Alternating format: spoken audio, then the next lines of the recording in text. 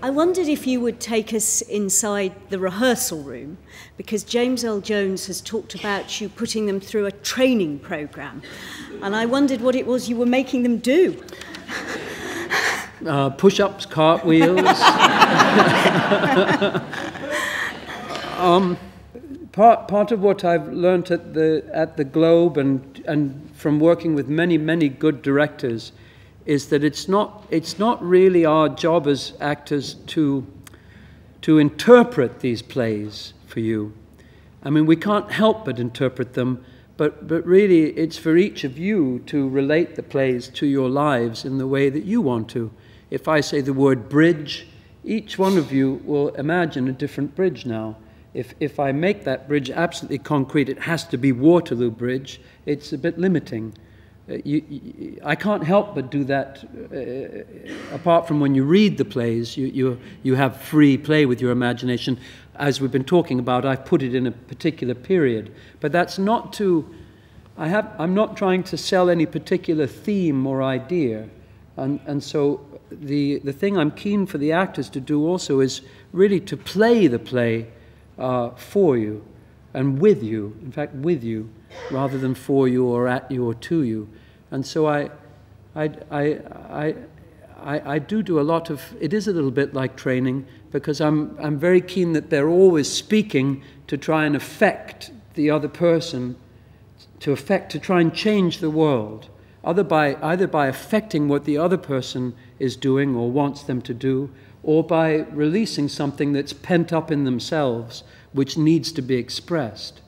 But they're never saying anything in order to illuminate you about, oh, that's a big theme, or that's what the play is about. It's a play. It's a play, and it should be played at some level like a sport is played. You know, if you went to see the Wimbledon final, and they had practiced for weeks and weeks and weeks, so that when one of them hits it over there, they've practiced for a long time, that the other player goes to that way by mistake and then goes, oh, it's coming this way, and then hits it back and then dives in and does the roll. And they might be, if they practice for years and years, they might be really good, and it might at times be convincing that it was a real match. But why bother? Why not just go out and play a real match? And so you know, and have the excitement of not knowing who's going to win. And I feel if we as actors play that way, play innocently and childlike, in a childlike fashion, not knowing how the story is going to come out, not knowing how the scene is going to end, then we actually will convince you, even those of you who've seen the play many times and have favorite performances of it, there's a kind of magic that takes place that you will come to feel that it's happening now for the first time. And I don't feel the plays are lectures. I feel they're meant to be experiences where you can all experience something that might be rather fearful or dangerous or overwhelming in your own lives. So I want them to really play, and when you hear the play, they're allowed to stand wherever they want. They move in different places, and in my favorite scene, which is the big church scene in this play, it happens in a different way every night. As long as they're trying to, as long as they're connected with what they need as characters, and they're trying to get what they need, then it will all come out right, in my mind. You may enjoy intellectual ideas about the play. You may enjoy emotional feelings you have during the play. You may enjoy just the clothing and the sound of it, the sensuality of the play. There are many different ways to experience it. Our job is not to confine those, but really to come out and, you know, to say to be or not to be. That's the question.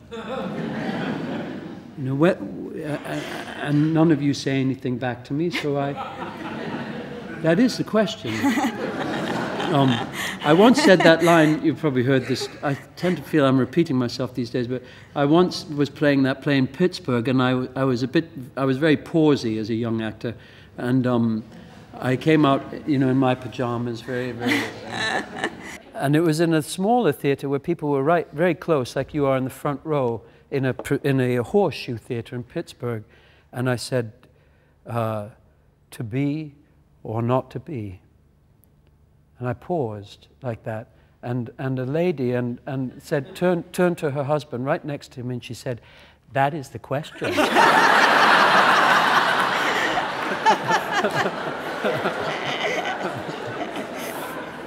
And she said it quite loudly.